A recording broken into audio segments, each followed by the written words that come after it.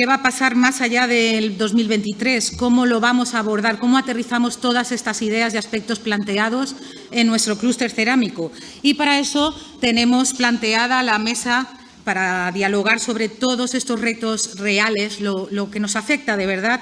Hemos invitado a una serie de expertos que van a estar coordinados por Paco Corma, consultor de innovación, y en la que participarán David Gálvez, director ejecutivo de SACMI, Luis Martínez, director de la Cátedra de Transformación del Modelo Económico de la Universidad Jaume I, Salomé Pradas, consellera de Medio Ambiente, Agua, Infraestructuras y Territorio de la Generalitat Valenciana, Vicente Bagán, director ejecutivo de Altadea Group, y Vicente Nomdedeu, presidente de ASTER, la Asociación Española de Fabricantes de Azulejos y Pavimentos Cerámicos. Los llamamos a la mesa de diálogo, por favor, y un aplauso para ellos.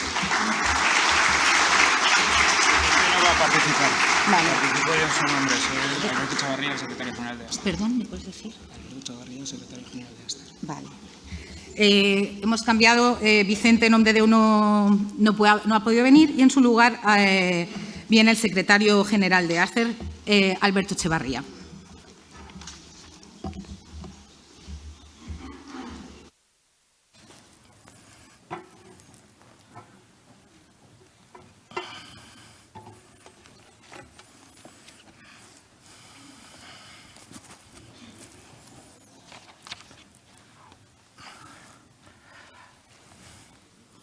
Vale.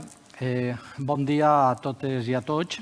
Estem al final del congrés i una vegada més moltes gràcies a la ATC per comptar amb mi per poder portar esta taula i, per suposat, a tots els presents que són al final els protagonistes. La mesa lleva el título y además viene bien para finalizar lo que es el propio congreso y es el clúster cerámico más allá del 2023. Previamente yo he estado en contacto con los componentes de la mesa indicándoles cómo iríamos a funcionar. En primer lugar, el propio Congreso y en palabras también del presidente de ATC han aparecido en distintos medios lo que eran el acrónimo de MEIC. En cualquier caso, nos encontramos en un momento en que las tendencias generales son las que tenemos arriba: conectividad, alargamiento de esperanza de vida, calentamiento global, etc. Y luego hay una serie de tecnologías habilitadoras que podrían permitir, por un lado, esos retos, mejorarlos, afrontarlos para beneficio de las personas. Y un poco es lo que hemos ido viendo en todo el Congreso. Para ello, lo vamos a tratar de la siguiente forma. Vamos a ver dos escenarios. Un primer escenario exploratorio, es decir, que la situación del clúster continuara más o menos como ahora, que se quedara congelado o con una tendencia similar a la actual.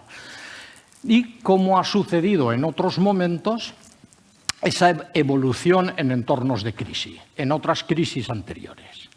Y otro escenario de anticipación en el que se podrían dar cambios bruscos, disrupciones, crisis que lo cambiaran todo. Que un poco parece que se vislumbre también. Ello lo vamos a enfocar en la intervención de cada cual, las preguntas que les voy a realizar, en cómo afecta a las personas. Estamos en el Congreso del Técnico Cerámico. ¿Qué cambios tecnológicos se están produciendo y que pueden afectar la competencia global?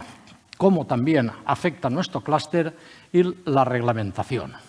Estos serán, diríamos, yo también pido a los miembros de la mesa que se focalicen en uno de estos dos escenarios.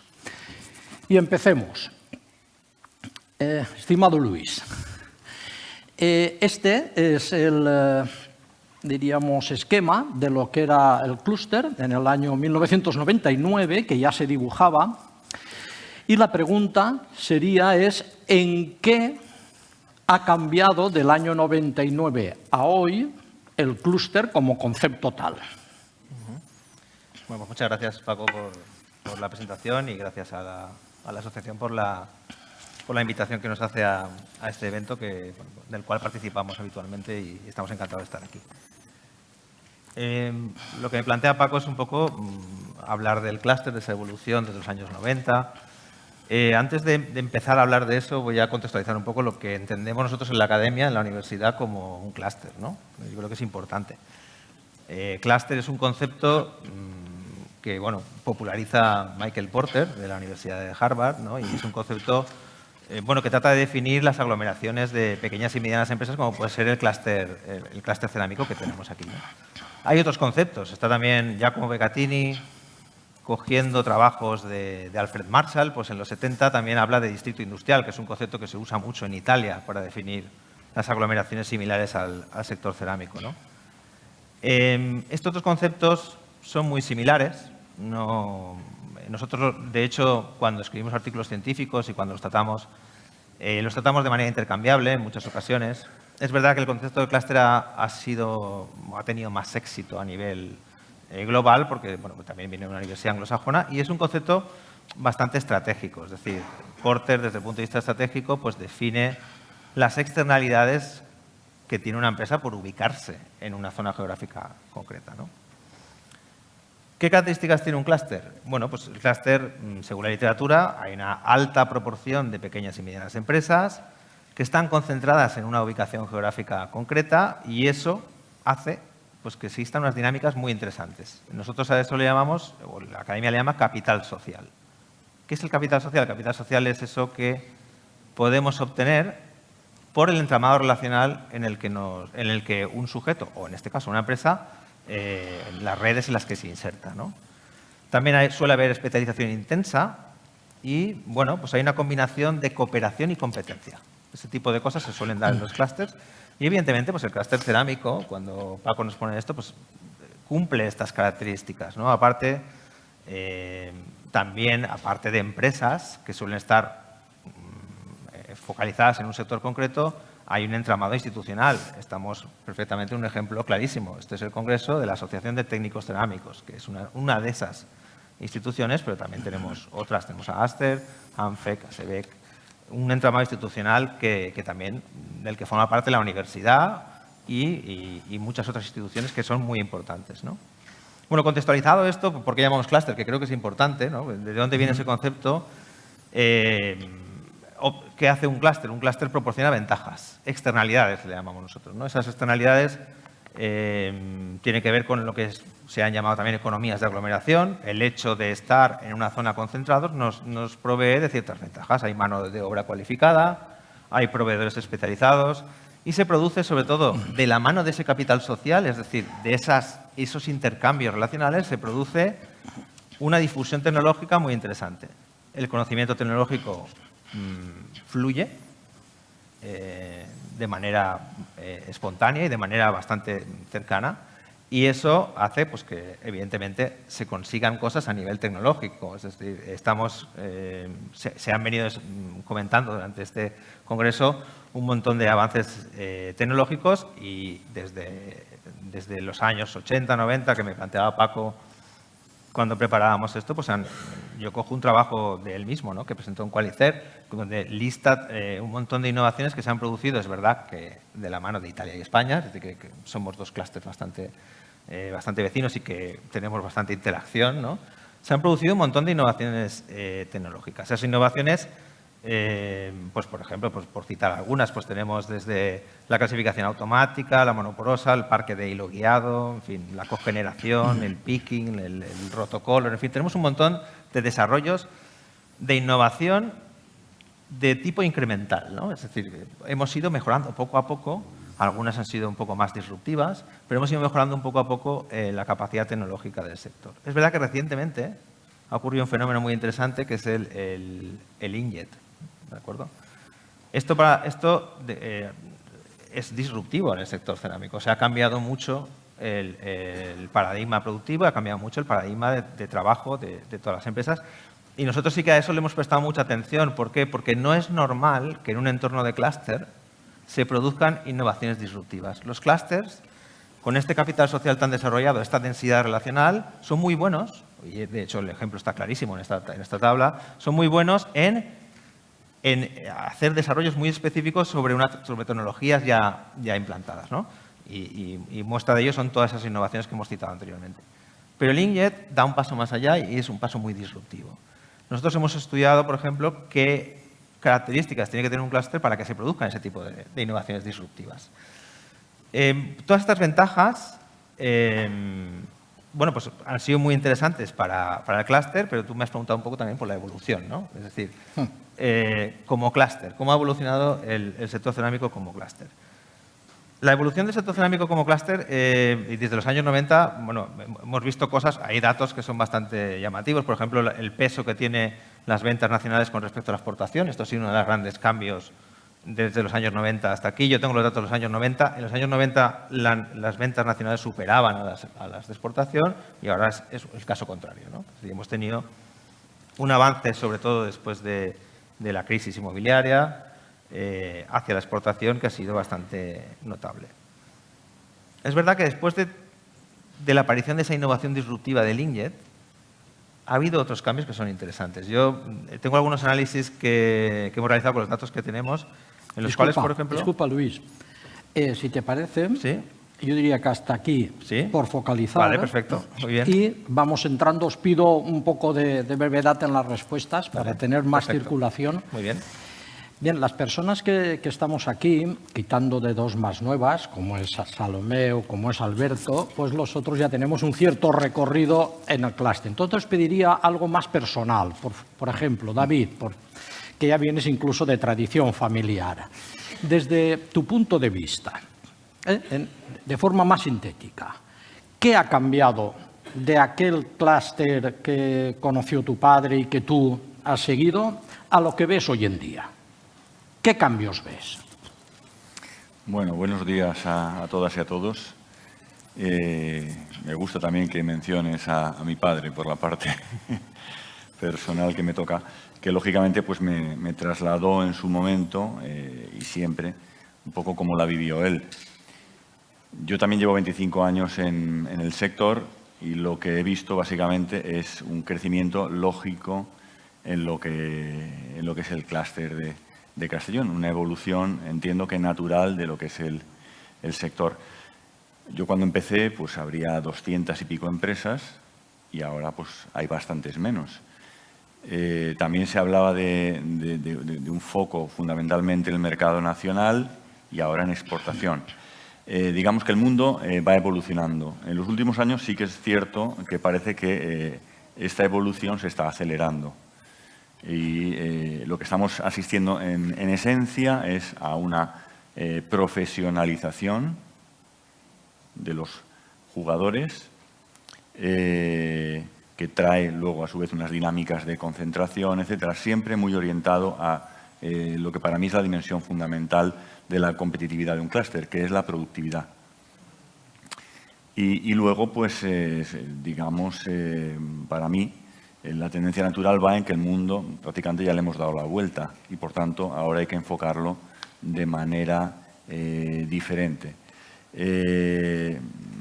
Básicamente, esto a lo que nos lleva es a una dinámica de madurez del sector. Y cuando un sector es maduro, pues tiene varias posibilidades de evolución.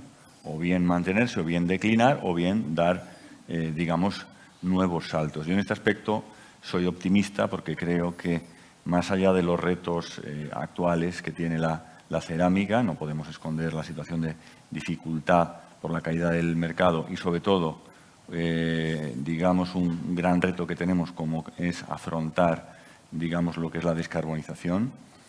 Yo creo que se abren nuevas vías de uso para la cerámica. Esta mañana nos han ilustrado Miguel Ángel una charla bastante interesante, también Begoña, y creo que el siguiente paso, y aquí ya por no hacerlo más largo, concluyo, sería superar probablemente el concepto de azulejo para empezar a invadir otros terrenos de mayor valor añadido.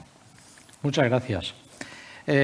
Vicent, por favor, desde tu óptica, te pido por favor que la veas de una óptica doble, como previamente investigador, que has conseguido éxito además empresarial.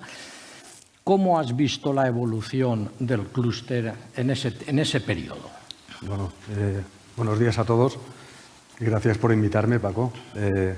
Bueno, yo diría que en la etapa de los años 90 hasta los 2010, creo que, y aquí hay una buena representación de lo que fueron aquellos años, vivimos un periodo en el que la industria, la universidad y también los estamentos públicos hicieron mucho esfuerzo por aportar todos los años una cantidad de tecnología, de know-how al sector. Y bueno, de eso el sector español, el clúster en España, porque hablamos de clústeres, pero realmente clúster como el actual, por suerte o desgracia, los hay también en muchos otros lugares del mundo. Pero en ninguno, creo yo, tenemos un músculo de tecnología tan grande como el que tenemos en España. Entonces, eso creo que marcó esos 30 años, junto con las transformaciones tecnológicas que se han mencionado durante este congreso y que han transformado completamente el sector. A nivel de producto, esas innovaciones han hecho que cada vez las piezas sean más grandes, cada vez se consuma menos gas natural, menos energía para producirlas. Creo que también, aprovechando que está aquí nuestra compañera ponente, es bueno decir que a veces se nos compara y se nos exige injustamente al sector el reducir emisiones de aquí al 2050 o el 2030, cuando el sector ha hecho un gran trabajo gracias a esas innovaciones tecnológicas, ¿no? Entonces, creo que esos 30 años marcaron una tendencia en el sector, en la calidad de los productos y en la calidad y el sello de la cerámica en España. Como ha mencionado anteriormente mi compañero, vino la digitalización de la decoración, fue un cambio disruptivo, sin duda ha sido una verdadera revolución que ha hecho también que se iguale o digamos que desaparezcan las diferencias tan grandes que había entre productores de alta gama y productores de media y gama baja. Todos hemos aprendido con ese cambio a transformarnos y a ser competitivos buscando otro tipo de diferenciación, porque la diferenciación en lo que es el acabado de la pieza y en lo que es la estética de la pieza, pues ya es difícil de obtener. Entonces, ¿qué retos nos quedan? Pues, por un lado, y aquí tenemos también con David una representación, a partir del 2010 aparecen los formatos grandes. Creo que hay todo un camino para recorrer, no solamente para sustituir piezas grandes de piedras naturales, sino también para hacer que la cerámica tenga un espesor menor, con lo cual tendremos menos emisiones. Podrá también ser más competitiva en mercados de exportación. Y creo que, por desgracia, hay una asignatura pendiente de nuestro sector, del clúster en España, que es la internacionalización entendida como producción de cerámica fuera de España. Creo que nuestro sector, ANCEC, en ese sentido, ha sido pionero y yo no veo, cuando salgo fuera de España, empresas españolas produciendo cerámica cerca de los mercados. Y ahí lo dejo porque creo que es un tema que dará que hablar, pero creo que al final, si queremos competir con players locales, tenemos que salir de España y aprender a hacerlo. No es fácil, ya os lo anticipo, bueno, pero al final se consigue y creo que es el único modo o uno de los modos por los cuales la cerámica española continuará siendo un referente a nivel mundial. Muchas gracias. Alberto, por favor. He ido un poco por antigüedad, diríamos, de presencia, ¿no?, en el clúster. Si estamos en ese primer escenario exploratorio, es decir, como una foto fija de dónde estamos hoy y cómo, diríamos, luego veremos cómo puede evolucionar, y viendo así que el clúster es el conjunto de esfuerzos histórico de todos los representados aquí, empresas, personas, etcétera, desde tu punto de vista, por favor, no solo centrándonos en el presente, sino viendo un poco la evolución de los últimos 15 años, ¿cómo prevés esta continuidad en ese escenario exploratorio? Es decir, ¿cómo será el 24, 25, 26? Bueno, en primer lugar, gracias, Paco. Buenos días a todos, ya tardes. En primer lugar, excusar a mi presidente, que era la persona que tenía que estar aquí y que estoy convencido que podría haber dado muchísimo más enfoque histórico a las respuestas. Como has dicho tú, yo soy prácticamente un rookie en este sector. En estos últimos 4 años, y por tirar un poco de historia, me he comido los peores 4 años que podría haber imaginado, con pandemias, crisis energéticas y crisis de contenedores, cierres de ferias, cierres de muchas empresas, lamentablemente, y pérdida de muchos puestos de trabajo. Me planteas qué esperamos para el clúster en los próximos 2-3 años. Esperamos sufrimiento. El año que viene todo apunta a que va a ser un año realmente complejo y va a ser realmente complejo por lo que hemos pasado, especialmente los últimos 2 años y lo que nos está pasando este año y lo que nos va a tocar pasar en los próximos años.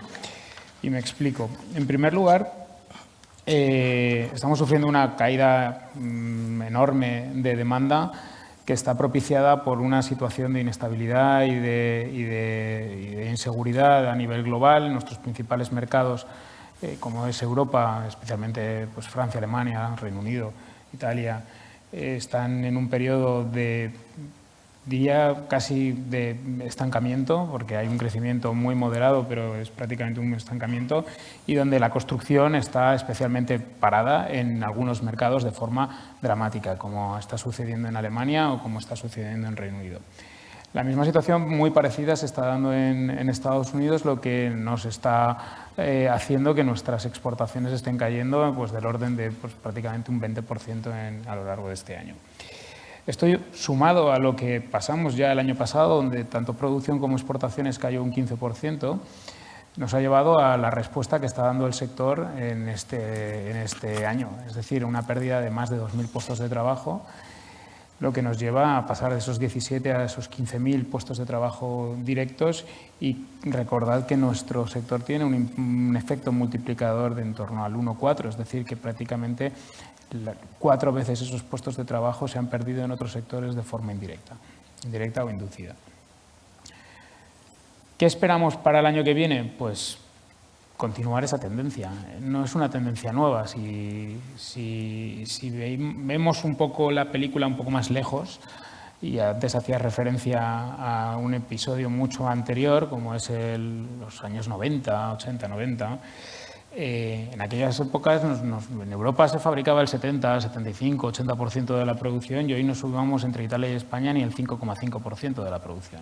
Es decir, hay una tendencia muy clara en la que el resto de industria mundial va creciendo y la industria europea se va apagando, va haciéndose más pequeña, quizá más tecnológica, más especializada o con ventajas competitivas que explotan pero que se apagan enseguida, porque estos dos señores venden su tecnología y su conocimiento de forma espectacular a los países productores que están surgiendo en otras áreas, realmente China, India y todos esos países asiáticos, y los desarrollos, o sea, el proceso de maduración de una tecnología cada vez es más corto. Primero porque lo testamos en Europa y después porque lo aprovechan de forma mucho más rápida en nuestros países competidores. Con lo cual, 2024 entendemos que va a ser un año especialmente complicado. 2025 y 2026 espero que podamos comenzar a recuperar parte de la demanda que ahora mismo está de forma muy estable, muy caída, ¿no? Pero tenemos que afrontar también una situación muy compleja. Vamos a hablar de eso más adelante, imagino, pero es, por un lado, la sobreregulación que tenemos en Europa y la consecuencia que esa sobreregulación está teniendo sobre los países europeos y sobre la producción europea frente a la que tienen en otros países fuera de la Unión Europea. Luego seguimos con eso, por favor. Gracias. Señora Pradas, por favor, desde una óptica, que es la que usted representa en este caso, como consellera y también senadora, desde fuera, ¿cómo, bueno, pero es de aquí, de la sierra, correcto, pero desde fuera, ¿cómo se nos ve? ¿Cómo se nos ve el clúster? ¿Cómo se nos ve? Bueno, en primer lugar quería agradecer a ATC, querer contar con mi participación. Lo cierto es que muchos de ustedes, muchos de vosotros podríais pensar, ¿y qué hace una política en medio de técnicos, de especialistas en cerámica? Bueno, creo que es importante que quienes nos dedicamos en nuestro día a día a hacer políticas públicas, os escuchemos, os atendamos, participemos también de estos foros, es importantísimo.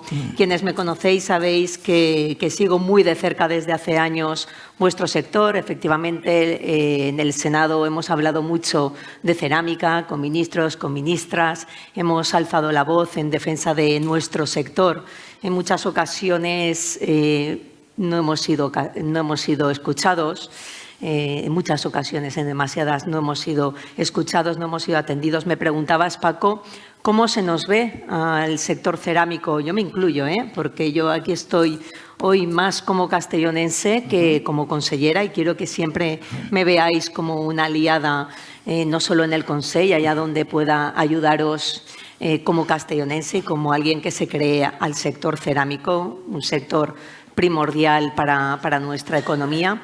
Y me preguntabas, Paco, que cómo se nos ve fuera. Pues lo cierto es que cuando hablas, sobre todo en Madrid, pero también en Valencia, me está ocurriendo, del sector cerámico, se sorprenden de los datos que damos. En ocasiones, cuando hablas del empleo, el directo, indirecto, incluso inducido, de en torno a 70.000 castellonenses. A mí me gusta hablar de personas, de familias, que son las que viven de la cerámica, pues se sorprenden con ese dato, se sorprenden con el dato del PIB que supone la industria cerámica, no solo a nivel autonómico, sino que nacional. Y con esa fuerza, con esa marca, ¿no?, una seña de identidad muy nuestra, pues siempre hemos intentado hacer ver que la cerámica en estos últimos años lo ha pasado muy mal, lo está pasando todavía muy mal. Alberto lo ha definido perfectamente. Alberto dice que es un poco novato. Yo creo que más o menos hemos empezado a la par trabajando a favor de este sector. Tengo que decir que siempre lo hemos hecho de la mano del sector, de ACER, de ANFEC, de ATC, por supuesto. Y lo que os decía, cuando trasladas la importancia de los datos de lo que supone la cerámica en nuestra provincia, pues en ocasiones se sorprenden. Pero lo triste es que no se nos ha tenido en cuenta. Yo soy política y aparte de venir hoy a hablar de lo que podemos hacer tras escucharos para mejorar el sector, para avanzar, para conseguir esas cotas, esas excelentes cotas de éxito que hace unos años teníamos, pues también vengo a situarnos, a decir que durante estos últimos años, al no haberse ayudado por parte del Gobierno central al sector cerámico, pues eso nos ha restado muchísima competitividad. Competitividad que sí que tienen otras industrias de otros países como es Italia, con unas ayudas directas, y que hacen que nosotros, por otra parte, pues no podamos avanzar, no podamos salir de esta crisis, no solo económica, sino que también de costes energéticos. Esta crisis de inestabilidad política que también evidentemente afecta al sector, no solo hablo de la política nacional, sino que también de la internacional. Y, por tanto, desde el Consell, cuando trasladamos estas cuestiones, no solo al Gobierno de España, sino que las debatimos en el propio seno del Consell, pues queremos ver de qué forma podemos ayudaros para salir de esta crisis, como decía, no solo económica, sino que también energética. ¿Qué estamos haciendo, Paco? Pues trabajar de la mano del sector, como hemos hecho siempre. No solo pedir al Gobierno de España que lleguen esas ayudas que todavía no han llegado, porque es que no ha llegado ni un euro. Además, casi se hace imposible que se puedan optar a esas ayudas por los requisitos que se establecen, porque no se ha modificado la ley de subvenciones, que lo hemos pedido también. Entonces, el Consell nos hemos puesto manos a la obra porque conocemos el sector desde el minuto 1. Nos hemos puesto a trabajar en esa transición energética tan necesaria. Hemos aprobado. Disculpe. Sí. Disculpe, es que luego entraremos en lo que Vale. es precisamente los temas energéticos. Perfecto. Os pido disculpas si os interrumpo. No pasa nada. Siguiendo el hilo conductor precisamente de lo que la señora Pradas indicaba, ¿no?, de la importancia dentro de lo que es la provincia de Castellón, ¿no?, voy a pasar unos datos para situarnos desde el año 2001 recientemente, 2018, lo que es el número de empresas, cómo han ido disminuyendo, correcto, cosa conocida por todos, no solo en baldosas, sino también, aunque no tanto en esmaltes por concentración como en maquinaria, etcétera. Por lo tanto, diríamos, llevamos unos cuantos años bajando. Sin embargo, lo que es la exportación mundial, lo que sería el consumo, lo más equivalente al consumo, se mantiene más o menos a nivel de consumo mundial. Las ventas al exterior del sector de fritas, esmaltes, colores cerámicos se ha ido incrementando posteriormente a la crisis del 2008, ha sido creciente. Las exportaciones sobre la cifra de negocios, tanto en cerámica como en esmaltes ya venían estabilizadas y en el caso de cerámica tiende a la baja. Las ventas del sector de pavimentos y revestimientos cerámicos en miles de euros, luego de superar el bache de la crisis del 2008, prácticamente está en situación como previa crisis. Y una última en la que en barras se representan los empleos que hablábamos. Es decir, que se recuperan las ventas, casi se recupera la producción y disminuye mucho lo que es las personas empleadas. Entonces, la pregunta, David y Vicente, por favor, diríamos desde un punto de vista más tecnológico, ¿esta tendencia se puede seguir en un futuro? Es decir, ¿la tecnología puede seguir incrementando a base de disminución de mano de obra para estar presentes en los mercados internacionales a nivel de ventas? David, por ejemplo. Bien, yo diría que yo complementaría los datos un poco con una dimensión que ha comentado Vicente. Es decir, aquí vemos lo que se produce en España, Sí. pero también hay empresas españolas que salen fuera. Habría que incorporar también los datos, digamos, de lo que son ventas realizadas en otros sitios debido a, digamos, capital o inversión española. En cualquier caso, lo que es la productividad va a seguir subiendo y va a pegar además saltos muy elevados en los próximos años. Lo ha hecho y lo seguirá haciendo. Es, como he dicho antes, uno de los, o el principal eje digamos, que justifica la fortaleza de un clúster como este. Yo también diría que si tenemos que ver el futuro, lo podemos ver, y tú lo has dicho antes, con las gafas de si seguimos haciendo lo que hacemos ahora, o con unas gafas nuevas diciendo, además de lo que hacemos, que no podemos abandonar evidentemente a muy corto plazo, si podemos hacer otras cosas en el futuro. Entonces, mi respuesta es, evidentemente, si no seguimos haciendo las cosas tal cual las hacemos, la productividad hará que caiga el empleo de la mano de obra. Es una ley natural. Por contra, creo que el gran reto que tenemos es empezar a plantearnos progresivamente, al ritmo que se pueda y que permita el mercado, digamos, ir haciendo otras cosas. Al final, yo creo que hay una gran pregunta que nos debemos hacer. Todos nos debemos a nuestros clientes. El principal tesoro que tiene una empresa son sus clientes. Y la gran pregunta no es qué ofrezco yo a los clientes.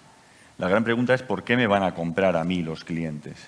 En ese aspecto creo que tenemos, una vez se vaya superando este par de añitos que vamos a tener de seria dificultad, tenemos que ir pensando en seguir manteniendo esa ventaja que mantenemos en nuestra propuesta de valor a los mercados y a los segmentos de los mercados a los que nos dirigimos.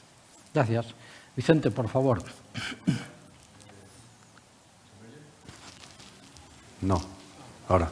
Yo diría que efectivamente la tecnología va a seguir haciendo que la productividad aumente, pero si miramos la estructura de costes de la cerámica, realmente la parte mano de obra cada vez tiene menos importancia, y creo que hay factores como materia prima y sobre todo energía que no van a ayudar, independientemente de que mejoremos la tecnología, de que ganemos en productividad.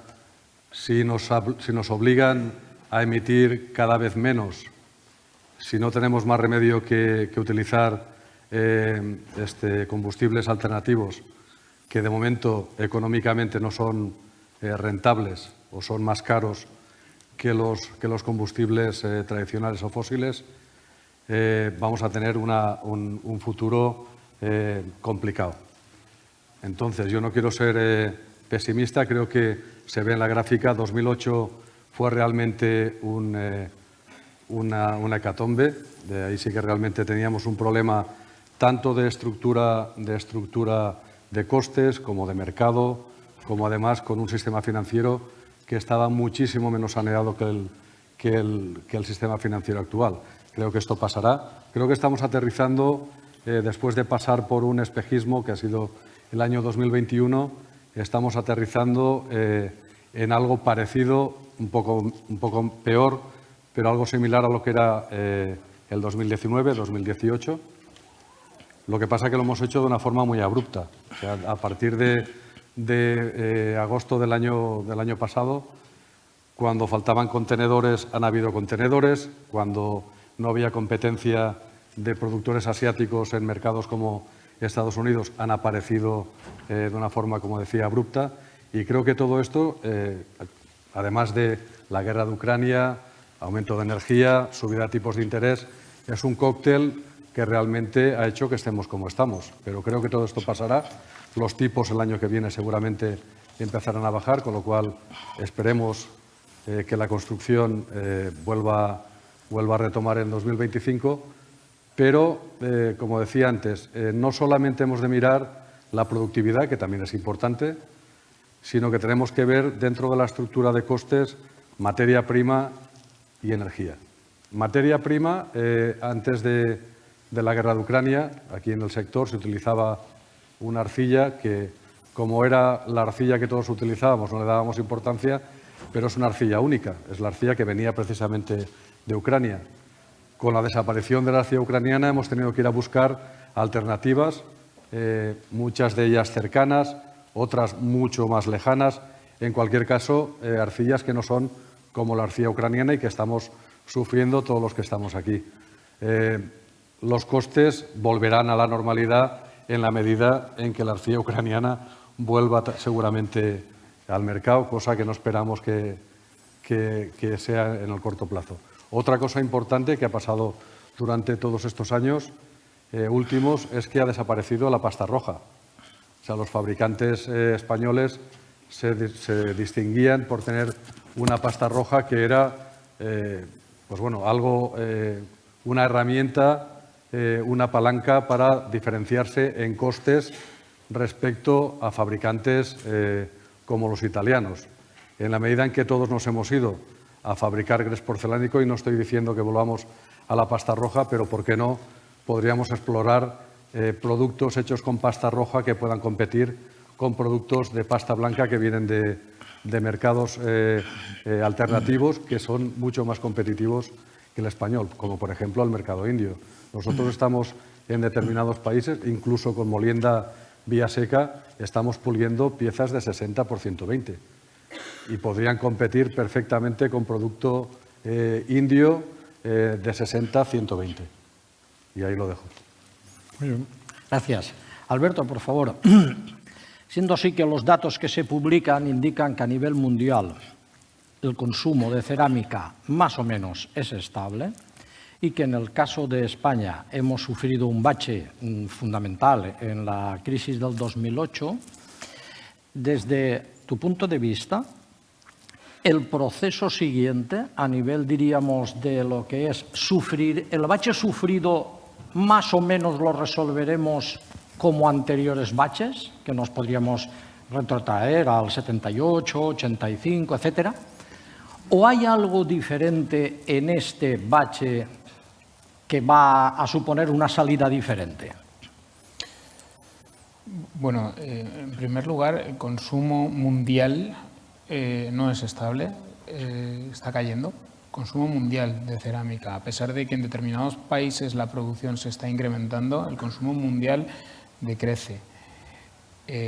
Fundamentalmente porque el principal consumidor mundial, que es China, baja producción y baja consumo. De hecho, en esas gráficas que has trasladado ahí, hay algunas que son un poco tricky.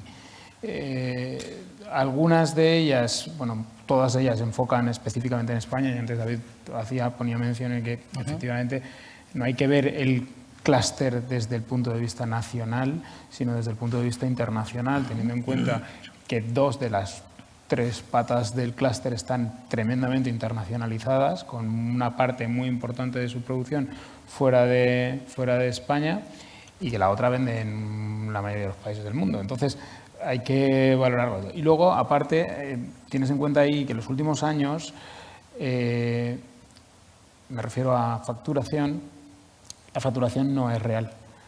La facturación está totalmente viciada por el coste energético, con lo cual no hay que fijarse en lo que se está vendiendo en euros, hay que fijarse en lo que se está vendiendo en volumen, en metros cuadrados.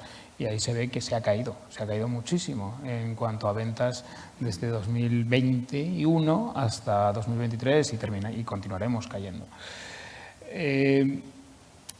A tu pregunta, yo creo que... ¿Qué hay de diferente, diríamos, o qué consideras que hay de diferente en esta situación, diríamos, comparativamente con la de 2008-2010? Yo creo que la situación es fundamentalmente distinta por los factores exógenos. En 2008-2010 todo el mundo estaba igual, en la misma situación, y había una alternativa que era abrir las puertas y empezar a exportar como locos.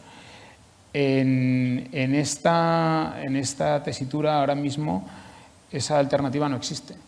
Ya estamos exportando donde podemos, a 186 países. Y los factores exógenos, es decir, la regulación en 2008 no era tan exigente como es ahora, y los competidores no estaban a un nivel de producción y de exportación tan grande como los que está ahora. Y antes Vicente hablaba de los competidores indios. India ahora mismo es el mayor problema que tiene la industria española de baldosas cerámicas. En el último año ha crecido un 60% en los principales mercados estratégicos de España. En Europa un 60%, en España un 59% y en Estados Unidos otro 59%. Con lo cual es evidente que no podemos salir de la misma forma que salimos la otra vez. Y francamente no veo una llave con la que podamos solucionar una situación que ahora mismo es realmente compleja. Creo que tenemos que continuar aguantando el chaparrón hasta pues, estos 2 años que comentaba antes también David, estos 2 años que nos faltan. Pero en esos 2 años el factor tiempo va a ser crucial. Hay empresas que pueden aguantar eso, hay empresas que todavía están posicionadas con un alto valor añadido y a los que los productos indios no les están afectando, pero antes se ha comentado aquí como claim del Congreso que solo a través de la diferenciación podemos mantener el clúster. Hay que ser conscientes que solo a través de la diferenciación significa que hay que eliminar una parte importante del clúster. Tengamos en cuenta que el 40-45% de la producción no vende un producto de valor añadido muy alto, sino que compite por precio. Eso significa que te tienes que cargar una parte importantísima del clúster. Yo no lo veo no haría un análisis tan simplista del contexto actual. Competir con India ahora mismo es competir por precio. Pero también están compitiendo en valor. comentaba Vicente sobre la capacidad que tienen los indios ya de producir un producto de alto valor añadido, nos va a afectar a todos, a los que venden caro y a los que venden barato, a los que venden en España y a los que venden en Estados Unidos, en los países europeos. Y creo sinceramente que nos toca sufrir mucho durante 24-25 y efectivamente nos va a tocar posicionarnos lo más alto posible para que nuestro producto se vea lo menos afectado posible por la competencia externa. Pero con todo, eso implica que una parte muy importante de nuestro clúster se va a ver realmente afectado. Los márgenes se van a ver muy reducidos y, por supuesto, prevemos una caída importante del empleo. Muchas gracias. Señora Pradas, desde su área, diríamos en la Consellería, ya que se habla de regulación también, ¿qué considera que sería oportuno para el sector a nivel de regulación sin saltarnos, diríamos, barreras que no nos podemos saltar? ¿Qué podríamos implementar en el sector para esa reglamentación que no fuera una barrera o fuera la menor posible?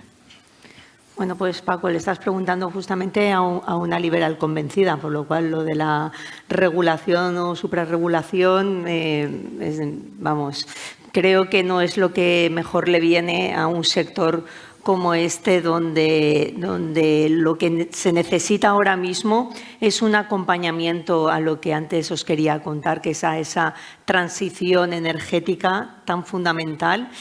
Y en eso estamos el Consell, lo sabe bien ANFE, que está aquí su presidente.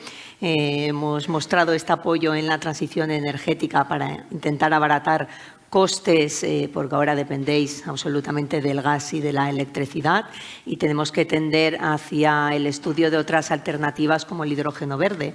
Hemos puesto en marcha ese proyecto piloto. Quiero agradecer a ANFEC, por supuesto, el querer ir adelante con este proyecto que puede cambiar absolutamente el sector. Un sector que, insisto, tiene que dejar de ser tan regulado porque ha cumplido, han dado datos los compañeros de mesa. Yo creo que es un sector que es ejemplo de adaptación activa al cambio climático. A mí me gusta llamarlo así, más que luchar contra el cambio climático. Me gusta decir que nos tenemos que adaptar al cambio climático y vosotros lo habéis hecho.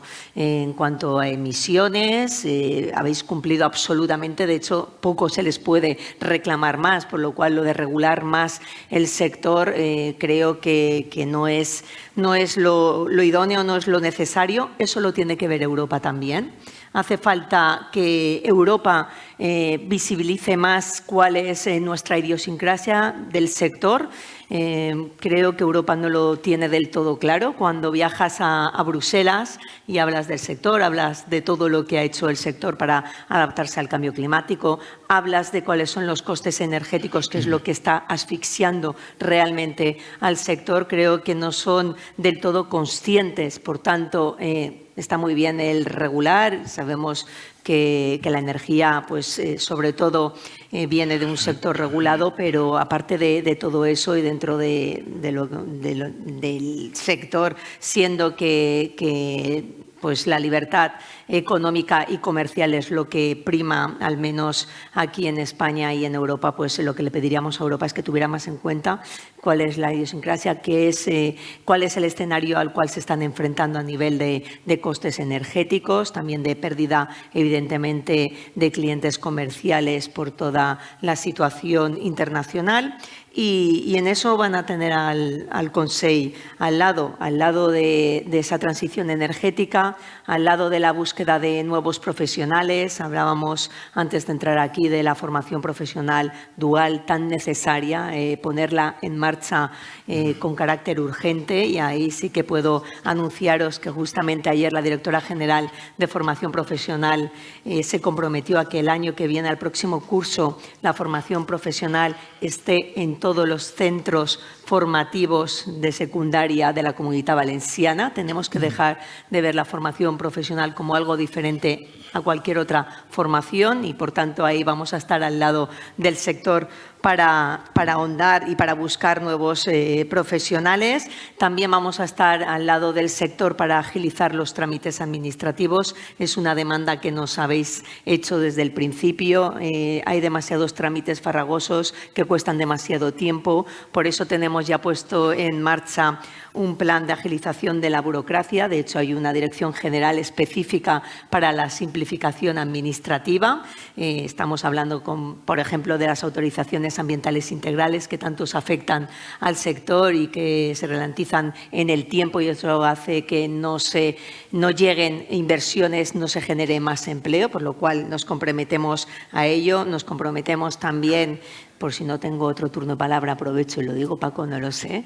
Los políticos hablamos mucho, pero yo creo que es interesante que conozcáis en lo que estamos trabajando, en la mejora de la financiación, ampliándola. Hemos casi ya duplicado la financiación a través del IVF y, por supuesto, también mejorando el tramo no reembolsable, algo que también es de mi materia, porque soy consejera de Medio Ambiente, pero también de infraestructuras, Paco, y las infraestructuras, una mejora en las infraestructuras hace que un territorio sea más competitivo, y aquí hace falta una mejora de infraestructuras, como por ejemplo la gran apuesta de este Consejo en la provincia, que es el eje de la cerámica.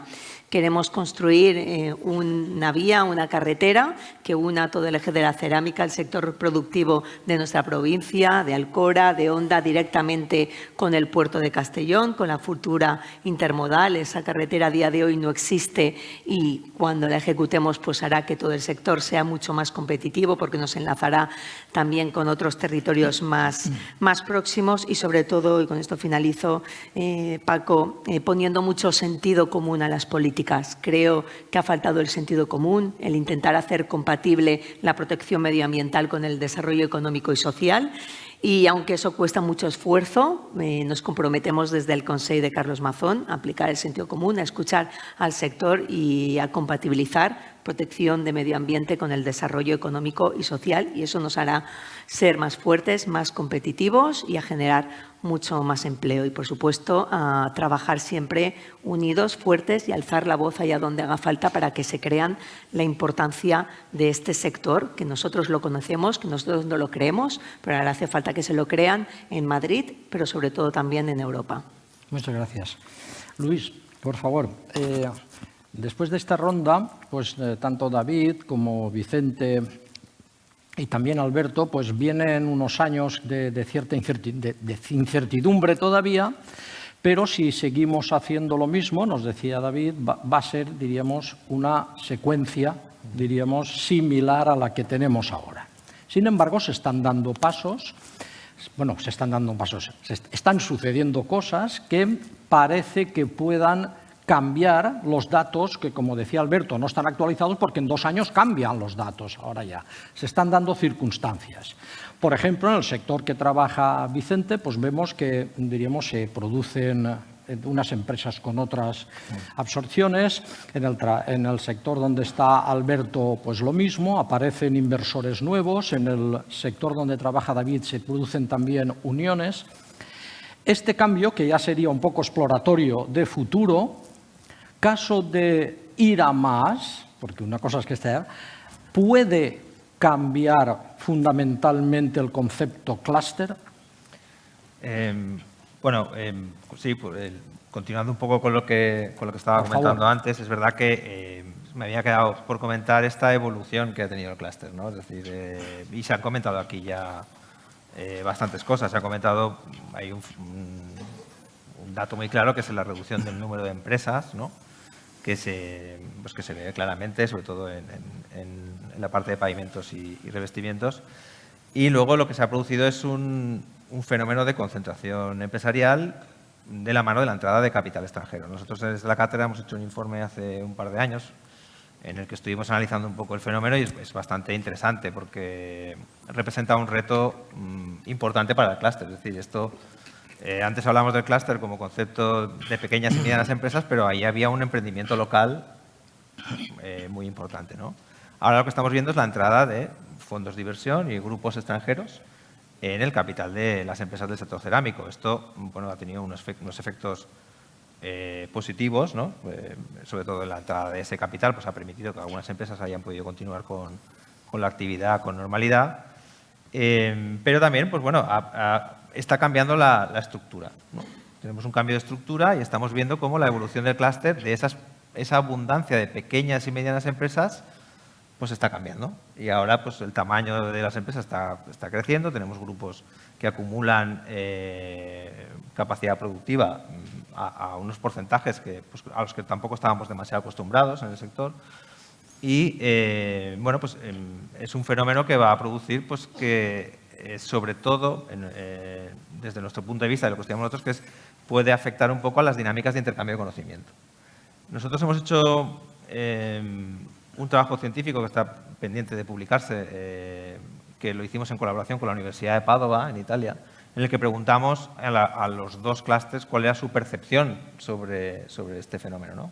Cómo percibían esa entrada de capital extranjero, y en ambos clústeres, tanto en Italia como en Castellón, se percibía de manera positiva. Es decir, el sector abraza esa entrada de manera positiva, ¿no? Sin embargo, puede eso impactar en el intercambio de conocimiento. ¿Y por qué digo esto? Porque antes una de las externalidades que se producía en el sector, que hablamos, que es este flujo de conocimiento, la entrada de capital extranjero y en casos de fondos de inversión provee de algo también muy relevante, que es sofisticación en la gestión, ¿no? La gestión empresarial en este sector pues, ha sufrido un proceso de sofisticación y, de hecho, es lo que se nos cuenta cuando hacemos las entrevistas. ¿En qué ha cambiado, qué ha aportado esa entrada de capital extranjero? Pues en muchos casos se nos dice que pues eso, es mucho más sofisticado la gestión, a nivel interno pues el tratamiento del conocimiento cambia.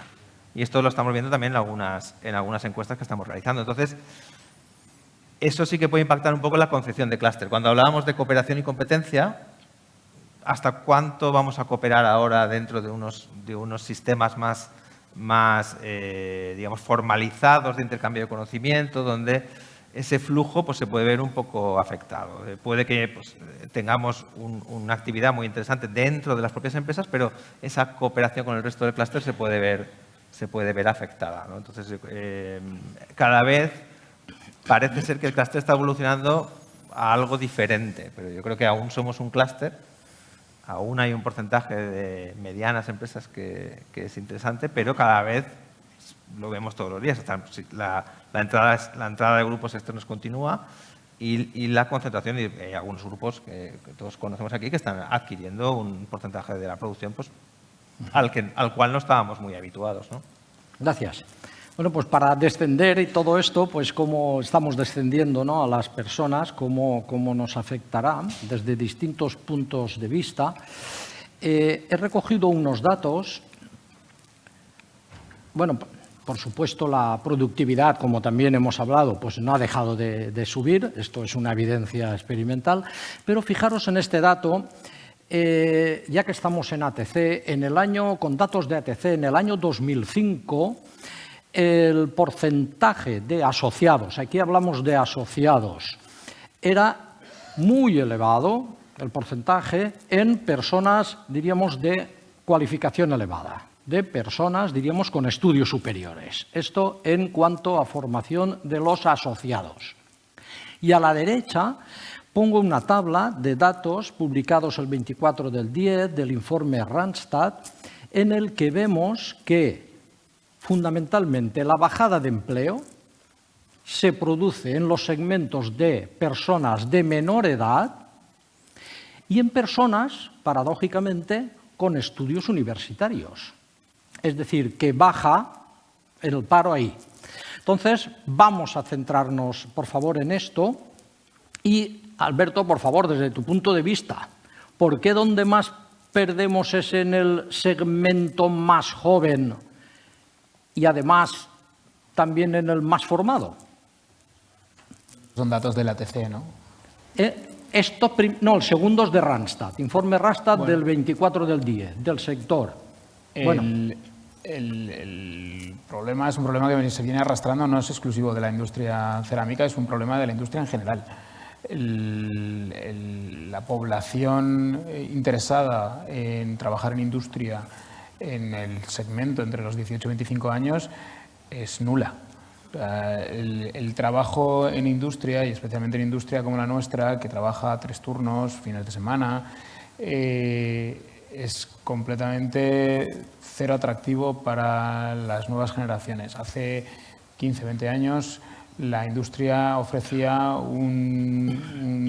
digamos, un escenario en el que te permitía sentarte, crecer, formar una familia, tener una carrera profesional. Eso hoy en día la juventud no lo valora. Tiene otros ideales, digamos, otras expectativas y creo que va a ser un problema muy serio de cara al futuro. Es un problema que nos estamos encontrando no solo en industria. La construcción tiene el mismo problema. Tras la crisis del año 2008, una parte de la gente que trabajaba en construcción se tuvo que buscar la vida y no quieren volver a un sector como fue en aquel momento la construcción, entre otras cosas porque también los salarios que se vivieron durante la burbuja no son equivalentes hoy en día. Yo creo que vamos a tener un serio problema de reemplazo en buena parte de los sectores industriales y un problema de reemplazo en general en España a nivel demográfico. Teniendo en cuenta que España es un país que está envejeciendo de forma masiva. En otros países que tienen un problema similar, para determinados sectores están importando trabajadores. Sin ir más lejos, Estados Unidos, que es uno de nuestros principales mercados de destino, la gran mayoría de los colocadores son latinos, proceden de México o de países latinoamericanos, porque no hay gente en Estados Unidos que se quiera dedicar a eso. Creo que es un problema demográfico y sociológico. No tengo una respuesta porque creo que haría falta muchos años digamos, de divulgación y de pedagogía en las clases, digamos, en el segmento entre los 16 y los 20, 25 años, la gente que todavía está antes de entrar en una carrera profesional, para realmente trasladar las bonanzas o las expectativas positivas que puede generar la industria, la construcción, ese tipo de sectores. Pero lamentablemente creo que hay una crisis de valores y va a ser realmente complicado que esto cambie. Eso va a implicar que nos va a resultar realmente complejo a todos los sectores que estamos en este contexto encontrar profesionales cualificados, bien cualificados y que tengan un compromiso de un crecimiento profesional durante los siguientes años a lo largo del futuro. Si ahora descendiéramos al interior de la empresa, es decir, aquellos que sí que están trabajando, ¿de acuerdo? No los que se quieren incorporar, que están trabajando. Esto ya lo preguntamos hace 2 años en la mesa redonda, en un trabajo en el que ha participado también la Asociación de Técnicos Cerámicos. Se preguntaba sobre, diríamos, cómo podía influir la nueva situación de, diríamos, crecimiento de las empresas, vamos a llamar, que empresas cada vez más grandes, cómo puede influir en la formación interna, estudio de percepción. Y las personas respondían arriba, edad, son 2 encuestas del año 21 y el año 23, y se observa tanto por edad como por años de experiencia dentro de la empresa que las personas más jóvenes y con menos experiencia, su percepción es que hay menos formación interna. David, ¿cómo casa eso con lo que estamos viendo? Es decir, si fuera, no entran por cultura, y dentro la percepción es que los formamos menos, ¿cómo casa? Bueno, este tema del cual emites la pregunta es un tema, no solo diría muy interesante, para mí es fundamental. Pero voy a coger el discurso de Alberto y luego lo voy a aterrizar respondiéndote. Dentro de los retos que tenemos en el sector, y yo que no soy un experto teórico de los recursos humanos, pero sí soy un experto práctico porque lo sufro y lo tengo que gestionar, Diría que este sí que es un tema que a mí me preocupa, porque uno de los factores que ha hecho muy fuerte el clúster de Castellón tiene que ver con las personas, y en particular con el conocimiento. En el momento en el cual, un poco como decía Alberto, cuando los hijos no están muy interesados en trabajar en esa actividad que les ha permitido un cierto bienestar a partir de sus padres, empezamos a tener un problema todos. ¿Okay? Y yo creo que es un tema que es lo suficientemente importante como para que hagamos una reflexión. Es verdad que el mundo está cambiando y el mayor desafío lo tenemos con los jóvenes, porque los jóvenes de ahora no son o no tienen la misma manera de pensar que los jóvenes de hace unas generaciones. También nos lo ha dicho Miguel Ángel, al cual ya no veo aquí antes, pero mucha gente ya no quiere trabajar en la obra. No hay suficiente mano de obra como para tirar adelante los planes que a nivel político se han hecho para digamos, el mundo de la construcción. El tema es entonces cómo podemos atraer digamos, a los jóvenes y luego retenerlos. En lo que se refiere digamos, podemos hacer cosas internas y también podemos hacer cosas externas. Aquí sí que pediría, en este caso ya que tenemos una representante política, pues digamos, hace falta un poquito de ayuda. Yo pongo un ejemplo muy claro, es decir, si cogemos personas de FP, sobre todo para el servicio técnico, no tenemos manera de meterlos en nuestros clientes, por todo, digamos, el entramado regulatorio que hay que respetar. Esto que al final se nos explica diciendo que, bueno, hay que cumplir con la norma, pues personalmente considero que no es una norma del todo lógica, porque está evitando que los jóvenes puedan aprender.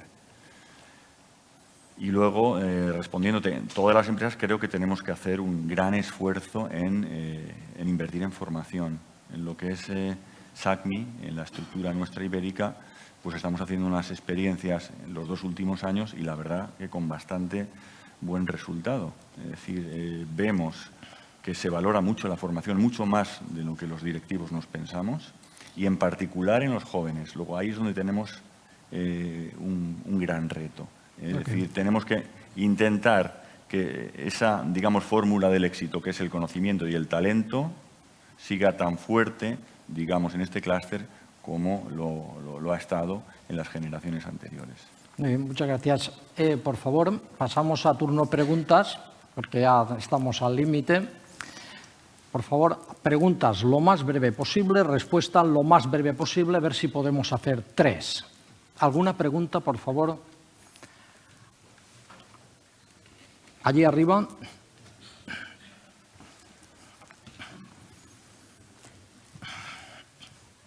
Hola, mi nombre es Rafael Galindo, he sido profesor de formación profesional. Mi pregunta, he oído hablar varias veces de formación profesional. Yo pienso que en este momento la formación profesional está bien regulada, pero depende muchísimo, y lo digo por propia experiencia, de la formación de los profesores.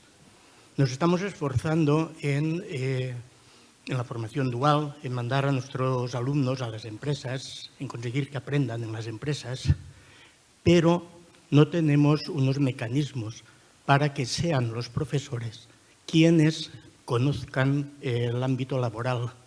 Porque muchos profesores de cerámica vienen de una titulación en física, en matemáticas, en química, prueban unas oposiciones y entran en los centros. Realmente creo que el sistema educativo debería de ser más flexible y permitir que el profesorado realizara parte de su formación en las propias empresas. Y, por supuesto, que encontrara en las propias empresas la sinergia necesaria para ocuparse de estos profesores y ocuparse de la formación, juntamente con la Consellería. Rafa, ¿alguna más pregunta? Que una pregunta, entonces sí. La pregunta, aunque la señora consellera es de transición, creo que podría un poco decirnos si por parte del Consell hay algún proyecto en este sentido. ¿A quién la haces? A la señora consellera. Bueno, lo cierto es que mi consellería tiene muy diversas áreas pero justamente no tiene la de educación. No obstante, yo me comprometo a trasladarle al Conseller de Educación esa reflexión que creo que es muy acertada, el ahondar y el flexibilizar más en el sentido de que los chavales, las chavalas puedan hacer las prácticas directamente tuteladas por las empresas. Es que eso es la FP dual, esa es la esencia de la FP dual, por lo cual, evidentemente, hay que trabajar en ese sentido, aunque las cuestiones más teóricas las cursen en los centros formativos, en los centros de educación secundaria, pues evidentemente hay que flexibilizar la normativa y nos comprometemos a estudiarlo. Yo se lo trasladaré al conseller Rovira y también me he comprometido antes de entrar aquí a hablar con el sector para ver qué necesidades tenéis, no solamente hablar al principio, dejarlo ya por un largo periodo de tiempo, sino que año a año, porque es que todo cambia muchísimo. Un año se puede necesitar especializar más en materia técnica, en materia informática, maquinaria, no sé. Creo que debe establecerse un diálogo, algo que también ha faltado desde mi punto de vista en estos últimos años, más escucha, más diálogo con los sectores y, por supuesto, abiertos a flexibilizar y a que los chavales cursen esos estudios, esas prácticas, que eso es la FP dual, directamente en las empresas. Y a ellos vamos a pedir la ayuda también. Si queremos que el sector sea más atractivo para los jóvenes y queremos que los jóvenes vengan a trabajar en este sector, lo tenemos que facilitar. Nosotros estamos por facilitar las cosas, por molestar lo mínimo al sector, por escucharos y por poner en marcha aquello que sea más práctico. Gracias. Dos preguntas queda. Sí, Vicente, por favor. Si me permites, contestando a Rafa, vamos a ver, nosotros simplemente comparto nuestra experiencia. Si los alumnos o los jóvenes no vienen a las empresas, somos las empresas las que tenemos que ir a buscar a los jóvenes. Entonces, lo que creo es que no nos podemos quedar sentados esperando a que ellos nos conozcan, sino que tenemos que darnos a conocer. Entonces, yo lo que os puedo decir es que nosotros llevamos años yendo a la universidad, tenemos un curso de posgrado de alumnos de la UJI que vienen y impartimos dentro de nuestras instalaciones ese posgrado y nos está funcionando de maravilla. O sea, creo que si nosotros somos activos, como pedía un poco Rafa, nosotros podríamos también hablar de por qué no dar formación de esos profesores de FP que luego nos nutren a todos de trabajadores, ¿no? Muchas gracias. ¿Alguna mano? Es que me pega el foco justo en la cara. ¿Alguna mano por allá? Sí, atento, Luis Miguel. Corta y respuesta rápida, que nos quedaría para otra más. Buenos días, soy Pedro Hernández, director general de la multinacional alemana Siemens & Schwarz, aquí en España. Y yo mi pregunta va a la consellera, a la señora Somer Pradas. Y bueno, aquí en el sector estamos viviendo pues, la crisis de demanda que se ha solapado con la crisis de competitividad. Y yo la pregunta que le haría es, teniendo en cuenta que la crisis de demanda pasará, pero la crisis de competitividad, por el grave problema energético que tenemos, no va a pasar, y teniendo en cuenta que las grandes empresas químicas europeas en Alemania, y a mí me pilla muy de cerca, se están yendo todas. Por ejemplo, la BASF está deslocalizando en Ludwigshafen y el otro día leía que el impuesto de actividades económicas de la ciudad han pasado de recaudar 150 millones a recaudar 12. ¿Ustedes qué van a hacer si tienen esto previsto? Porque yo realmente creo que la crisis de competitividad va a seguir ahí y a la marcha que vamos es que no tenemos tiempo que perder. Entonces, ¿qué es lo que van a hacer? Bueno, lo decía, lo que es relativo a las competencias de mi consellería, lo comentaba antes, ir de la mano con el sector en esa transformación energética. Y creo que sí que podemos pasar esa crisis de costes energéticos avanzando, adaptándonos a las nuevas tecnologías, a las nuevas energías que podemos poner en marcha para producir. Por tanto, nosotros… Yo lo que creo que lo que podemos hacer es irnos. Perdona, es que no te veo. Que yo lo que creo que podemos hacer es como ha hecho la BASF, irnos. Se lo digo sinceramente. ¿Cómo ha hecho la qué, perdón? Como ha hecho la BASF. O sea, irnos. Pero deslocalizarnos. No, eso es lo que hay que evitar. Si lo está haciendo la multinacional de productos químicos más grande del mundo, ¿cómo no lo tenemos que hacer nosotros? Pues es lo que hay que evitar, pues generando competitividad, lo hablábamos antes, es importantísimo. Evidentemente, los costes energéticos, en mucha medida dependéis ahora mismo de las ayudas económicas. A mí no me gusta hablar de tener que ayudar a ningún sector, sinceramente. Me gusta que los sectores sean autosuficientes, lo hemos hablado con Aster en muchísimas ocasiones. Jamás habéis necesitado ayudas, jamás hasta ahora. Y ahora que estáis necesitando ayudas, en estos últimos 2 o 3 años no han llegado las ayudas, por lo cual no podéis ser tan competitivos como otros países que sí que tienen las ayudas. Eso es una de las líneas que hay que trabajar. Ahora que vamos a tener un nuevo gobierno a partir de mañana mismo, nosotros nos comprometemos a alzar la voz, ahora que somos gobierno, y ayudaros. Y dentro de nuestras posibilidades, que sabéis cuáles son, dada la infrafinanciación que sufrimos, también ayudaros con esas nuevas líneas, esos tramos no bonificados, en fin. Y en materia energética, pues como hemos empezado a hacer desde el minuto cero, apostar por proyectos piloto como el de ANFEC, hemos invertido 1,3 millones de euros y justamente el sector el cerámico por una parte y el de los esmaltes, que es el que más puede sufrir la deslocalización, ahí es donde vamos a tener que trabajar más arduamente de la mano vuestra, Fernando, para intentar pues ser más competitivos con nuevas energías, como es la del hidrógeno verde. De ahí que desde el primer momento que nos lo trasladaron nos hayamos puesto en marcha con esa inversión, con ese proyecto piloto, y ahora mismo es lo que podemos hacer, pero cualquier idea, menos la de que nos tenemos que ir, esa no la acepto. Nos tenemos que quedar y alcanzar las cotas de éxito que alcanzábamos hace unos años, y creo que lo podemos conseguir con positivismo e intentando pues hacer ver que si nos ponemos todos en marcha y unidos y con políticas eficaces, lo podemos conseguir. Yo me niego a pensar que nos tenemos que ir o se tienen que ir. No, lo que tienen es que venir. Muchas gracias, Pedro. Yo se lo transmitiré a la propiedad, pero creo